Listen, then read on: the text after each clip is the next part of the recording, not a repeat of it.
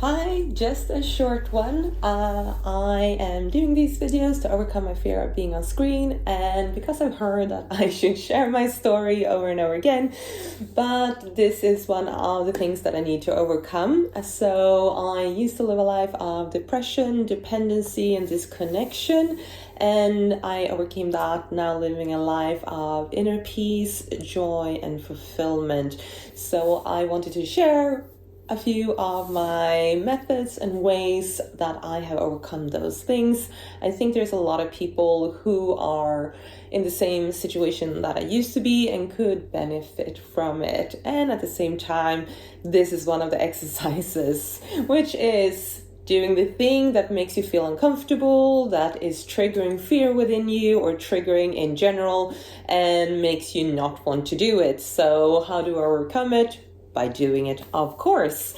So here we are. But more than anything, what I wanted to talk about is how I kind of pick myself up, either in the end of an evening when I had a difficult day, or in the end of the week if I had a rough week and I feel like I wasn't productive, I didn't achieve my goals, I didn't achieve anything, or maybe I kind of fell off my routine and I haven't exercised, I haven't done the things I said I was going to do. And I usually use these questions to shift my mood from spiraling into everything that's negative into a more expansive, positive, empowering mindset. So I always start from the emotion of gratitude. So I'll say, okay, what am I grateful for? So when I started taking charge of my depression, which was all usually in panic attacks and just not being able to do anything throughout the day, the weekend, or in the evenings, starting from a place of gratitude will always shift yourself. You can't be angry and upset and down if you're grateful. And it took me really, really long. I could say that I was grateful, but I wasn't feeling it. So it took me a long time to feel grateful. And it started with very basic things like sleeping in the morning, having really good food, having a hot shower, those basics.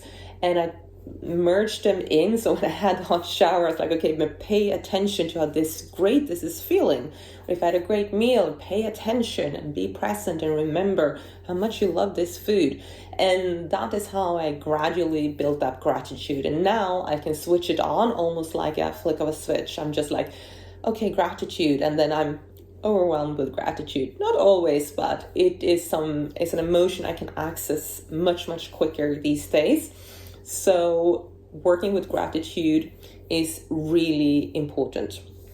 Another thing that is great is to shift your mindset from being stuck in what you haven't done or what you haven't achieved and what's bringing you down, or bad news that you had, or whatever it might be, is what have I learned? So what have I learned today, or what have I learned this week? And it can be like, I have learned that I shouldn't be doing X, Y, and Z because that then triggers this and this and that for me. Or I have learned that if I keep on sleeping in the morning and scrolling on my phone, then I get in a bad mood for the rest of the day, and it's even harder for me to get focused and do my job, or whatever it might be. Especially if you're a freelancer, solopreneur, you're working for yourself, getting dragged into distraction is so easy, and we can guilt and shame ourselves to no end.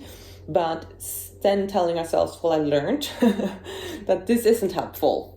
Then you are again shifting your perspective from away from what hasn't worked into what you're learning from that. So it becomes an empowering thing. And then I always refocus on what excites me. And excites me mean like, come on, what is it that I love doing? What am I passionate about? And if you haven't found what you love and what you're passionate about, that's okay as well. It has taken me, and I'm still discovering what that is. It's a process, and it shifts and it changes. What you were excited about last year might not excite you anymore, and that's okay. It's more about keeping on, discovering and being curious and going out there and see what it is. And that is a process. And thinking even like, hey, tomorrow I have a sleep-in that excites me. That's okay, let it excite you. But keep on finding things that is bringing you that feeling, because that's where you want to go. And those are the things you want to do more of. So these are my 3 questions that I tend to ask after a difficult week or a difficult day, which is, what am I grateful for? What have I learned? And what excites me? Bonus question, which I love, and I do a lot, is what have I given today, or what have I given this week or contributed with? So again, it takes me away from a me-focused world, and it brings me out into context about what am I doing for others. And sometimes it's what I've given myself. I've given myself grace, I've given myself understanding, and that's okay. But trying to shift it into what do I give to others is really a game changer, because if you cannot come up with anything, it's a little bit embarrassing, right?